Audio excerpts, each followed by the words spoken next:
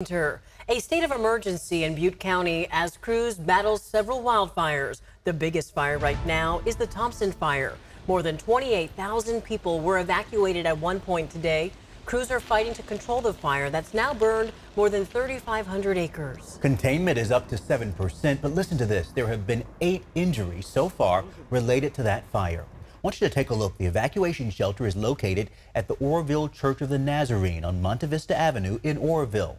And keep in mind, large animals can be taken to the Camelot Equestrian Park at 1985 Clark Road in Oroville. The shelter for small animals is actually at full capacity, and the county is now working on finding another location.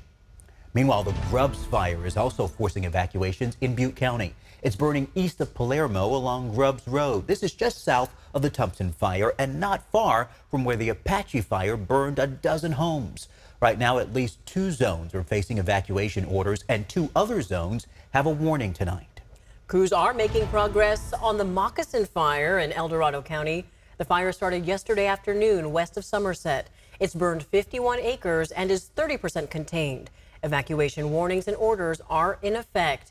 And Carly, the fire danger isn't going away anytime soon. In fact, you are tracking even hotter days ahead. That's right. Hot temperatures, excessive heat, and a long duration of that heat ahead for at least the next week. So not looking good when it comes to fire potential. The only good news we do have here, though, is that we are seeing less of the wind. So that'll make it a little easier on firefighters, especially overnight, to contain some of that Thompson fire further north.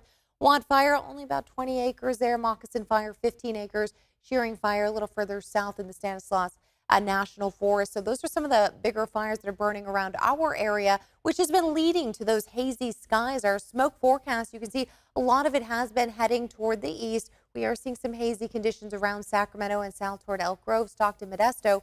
And then into your July 4th, it continues to shift its way toward the northeast with that Thompson fire. And again, still some hazy skies in and out of the area, but nothing overwhelming. We will see some moderate air quality, so not good, but moderate, so decent. Think of LA traffic kind of air quality. Now, with the red flag warning that is in effect here, this is the only remaining one still in effect, is areas near the coastal range north of Vacaville and Fairfield, as well as we'll see that till Saturday, 9 p.m. Excessive heat warning lasting through next week until 11 p.m. on Tuesday. Right now, though, in the Big Mountain backyard, temperatures have finally dropped off into the mid to low 80s for Sacramento, Stockton, Modesto at 90 degrees still, with 57 degrees in Tahoe. We'll talk more about the hot temperatures ahead and how long they're going to last. Sounds good, Carly. Thank you. Let's turn back to the Thompson fire now. Garshpal Sunga has been in Butte County and has more on how firefighters are starting to gain the upper hand. Chris and Laura, fire personnel is breathing a little easier tonight as the wind-driven Thompson fire burned areas near Lake Oroville, including this home here on Bessie Lane, and 2 other homes on this same street were destroyed while others were saved, as many people still waiting to return home. Charred land and repairing burned power poles. Different images 24 hours after the Thompson fire tried to burn everything in its path, forcing thousands of evacuees like Mindy Smith to leave their homes. It's an eye-opener, so we're very, very grateful that they were here. For some, this is the first time they have had to evacuate. It's awful.